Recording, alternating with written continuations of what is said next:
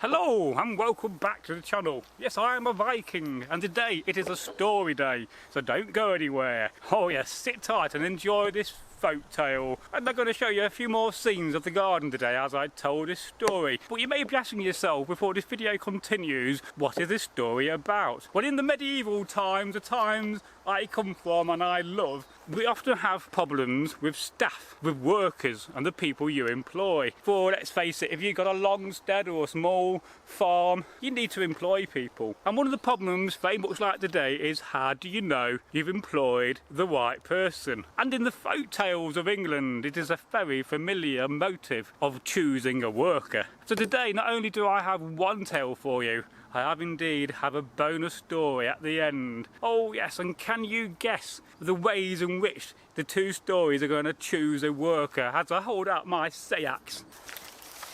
Hello, it's me for the story. Now today's story involves a man, a medieval man, and he was old in age. He was in his 40s and he has been around. He has fought in battles and skirmishes. He had won duels and he had got coin and wealth. And he had a nice farmstead with a good big hall and a tower with a bow in case any enemy Vikings were about. For he was a thane, and in those days you had to have a bow and a tower so that you could let people know that yes, Vikings are over there, ding ding ding, and nobody comes to the small farmstead to defend it. But our thane, our man with a white beard, he had a problem. He could not get the right workers, no matter what he did. He was struggling to find servants to do a good job, and he was willing to pay coin each day to employ the best of people. For he had no slaves. He did not believe in such a thing, and the slaves he did have once were now free men on his land and had their own houses and own prosperity, a great thing in Viking culture. But as I said,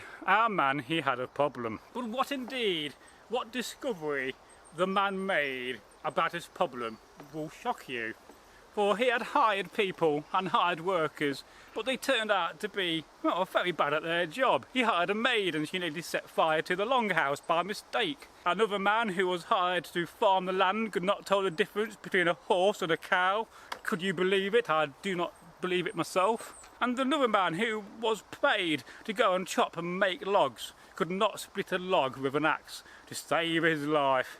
And so, as you could imagine, our farmer, he had lots of problems like this, and he was very dissatisfied because he could not get the staff. And one day he was out pondering. He put a notice out at the old mead hall in the town where he lived close by, and word got about, and so he started to interview people. A man came, Thorwolf came, hello, I've come to get your job. And he sat down and interviewed him over a glass of mead, because our farmer, he was generous as well as being wealthy, and would often show guests a glass of mead in a nice beaker of glass, a very rare thing in the 8th century, I'm sure you agree. And you know, another man came and he was very tall, and he looked at him and thought, well, he's big and strong. And then another man came, he was quite short in height, and both of these men came at the same time, which was a coincidence. The man our farmer thought was, well, something special, and he thought to himself, well, these two could be right for the job, but which one do I decide to take on? There's the tall man, he's big and strong, but he's a bit clumsy and he keeps bumping into things. I saw that when he came in the longhouse. If you got the short man, he may not be as fast as the big man or strong, but he looks like a hard worker to me. But yet, this old farmer, he could not decide. So how do you think he decided? Stay tuned and you shall find out after you have clicked the subscription button if you've not done so before. I'm going to do that myself in a minute. And this is what the farmer did. He went out for a walk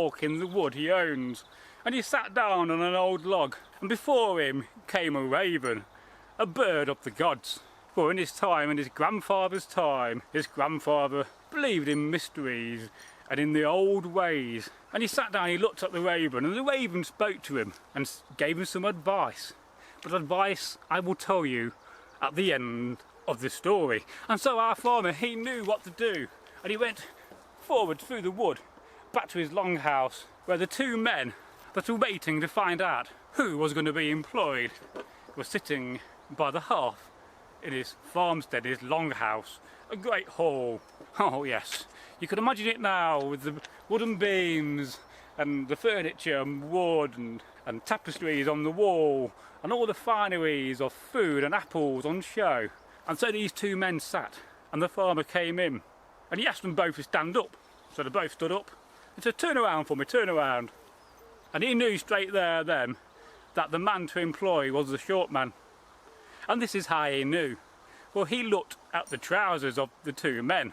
Both of these men were very poor, and both of these trousers were very tatty.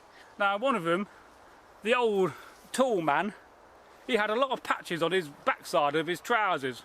And the short man, who was a bit younger, had a lot of patches on his knees.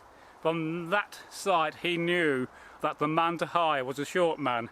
For the man with the patches on his bum, on his behind, on the trousers, sat down too much, whilst the short man with the patches on his knees worked hard on his knees, scrubbing away at the floorboards, cleaning the hearth and doing the jobs a servant and a worker must do. And so that the farmer knew at that very moment that the answer came from a raven.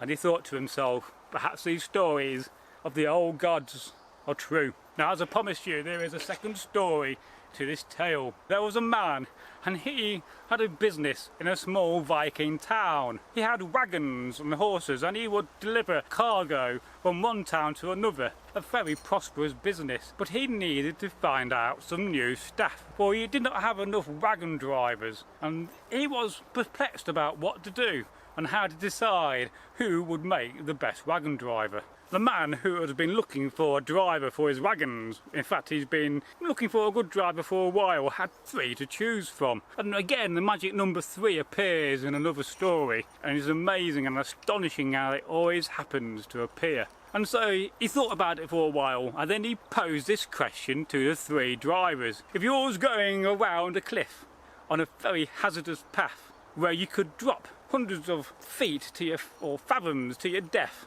would you go on that path? Well, the first 2 answered the same question on that, yes, they would. For, you know, they are very good drivers and no path or road scares them. But then the third man stood up and he said, "I shall not go down that path, for that path is dangerous and perilous, and there is always a safer road to travel on, even though the distance may be further and take longer in time.